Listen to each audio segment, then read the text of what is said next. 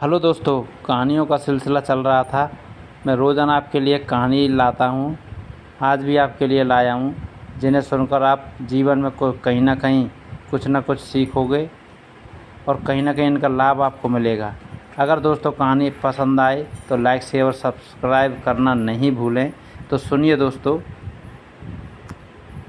चंड चंड नामक एक सरल हृदय भील जंगल में रहता था। वहाँ टूटा फूटा पुराना शिवालय था। उसमें कोई पूजा नहीं करता था। चंड उस मूर्ति को उठाकर अपने घर ले आया और किसी से पूछकर जल, चिता, भस्म, बेलपत्र और धतूरे के फूल आदि से श्रद्धापूर्वक भगवान शिव जी की पूजा करने लगा। जल, बेलपत्र, धतूरे के फूल तो जंगल में थे ही। शमशान से जाकर वह 7 दिनों के लिए चिता भस्म की पोटली बांध लाता। एक दिन रात को इतनी जोर की बारिश हुई कि शमशान की सारी राख बह गई। उसी दिन चंड की पूजा के लिए लाई हुई चिता भस्म भी समाप्त हो गई। उसने बहुत प्रयत्न किया, कोसों भटक गया, पर कहीं चिता की भस्म नहीं मिली। उसके मन में बड़ा ही दुख था। आज भगवान की पूजा कैसे होगी? उसके नेत्रों से आंसू बहने लगे और वह सिर पकड़कर बैठ गया। उसकी यह दशा देखकर चंड की पत्नी ने विनय से पूछा, आप आज इतने दुखी क्यों हैं? उसने कहा, क्या बताऊं, मैं बड़ा अभागा हूँ। आज कहीं भी चिता भस्म नहीं मिली। आज भगवान की पूजा कैसे होगी? भला पूजा किए बिना मैं जल भी कैसे पी सकता हूँ? आज भगवान बिना पूजा के रहेंगे। पति की विषाद भरी बातों को सुनकर उसको तुरंत एक युक्ति सूझी और वह बोली, बस इतनी सी बात के लिए आप इतने व्याकुल हैं? स्नान कीजिए, चिता भस्म अभी मिल जाएगी। तदंतर वह वहाँ से चल दी और द्वार के सम्मुख थोड़ी दूरी पर एक पीपल का वृक्ष था। वहाँ जाकर उसने मिट्टी की बेदी बनाई और झोंपड़ी का सब सामान निकाल कर उस वृक्ष के नीचे रखने लगी। पत्नी की इस चेष्टा को देखकर चंड ने पूछा, यह तुम क्या कर रही हो? और वह हक्का बक्का होकर अपनी पत्नी की ओर देखने लगा।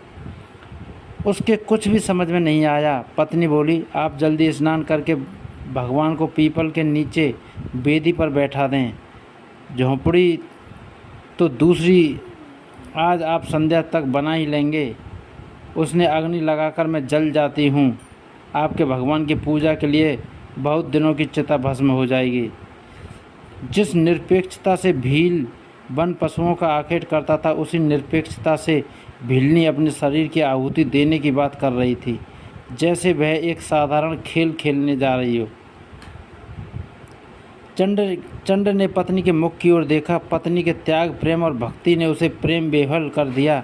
भरे कंठ से उसने कहा, शरीर ही सुख, धर्म और पुण्य का कारण है। तुम अपने शरीर को मत जलाओ। भीलनी ने पति के चरणों पर सिर रखकर कहा, मेरे मालिक, एक दिन तो मैं मरूंगी ही। मेरा शरीर भगवान की सेवा में लगे, इससे बड़ा पुण्य और क्या होगा? मैं बड़ी भाग्यवती हूँ कि मेरा शरीर भगवान की पूजा में लगेगा। मुझे रोको मत, आज्ञा दो। भील के नेत्रों से आंसू बहने लगे। वह बोलने में असमर्थ हो गया। भीलनी ने फिर स्नान किया, शंकर जी को पीपल के नीचे बेदी पर बैठाया और झोंपड़ी में अग्नि लगा दी। पति को पुनः प्रणाम करके वह भगवान शंकर की स्तुति करने लगी। श्रद्धा, पातिव्रत्य और त्याग ने उसके हृदय को शुद्ध बना दिया।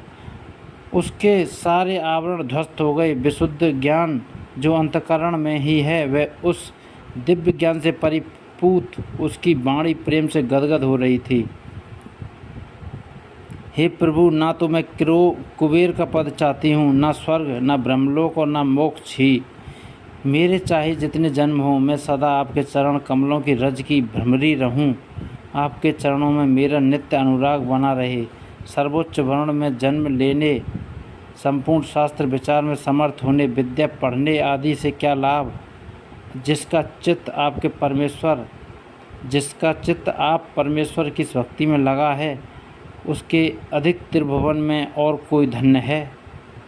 प्रार्थना करते हुए उसने प्रज्वलित अग्नि में प्रवेश किया। शरीर भस्म हो गया। चंड ने स्नान किया, पुष्प एकत्रित किए, जल डालकर थोड़ी चिता भस्म शीतल करके उससे पूजा की। आज उसके हृदय में अपूर्व भाव था। अंतर में पत्नी के त्याग ने प्रेम की धारा प्रवाहित कर दी। नैवेद्य लगाकर वह उन्मत्त की भांति भगवान के सम्मुख नृत्य करने खड़ा हुआ। आज से पूर्व पति पत्नी दोनों भगवान के सम्मुख नाचते थे, आज वह अकेला नाचेगा।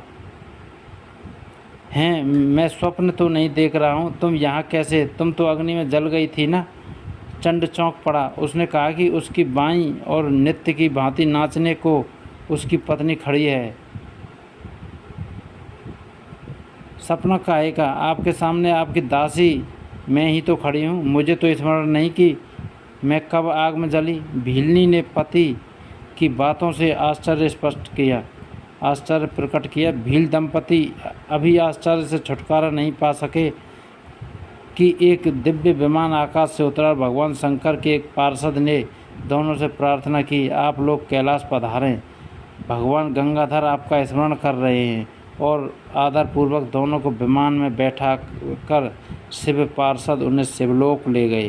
तो दोस्तों, कहानी आपको अच्छी लगी हो तो लाइक शेयर सब्सक्राइब करना ना भूलें। धन्यवाद दोस्तों।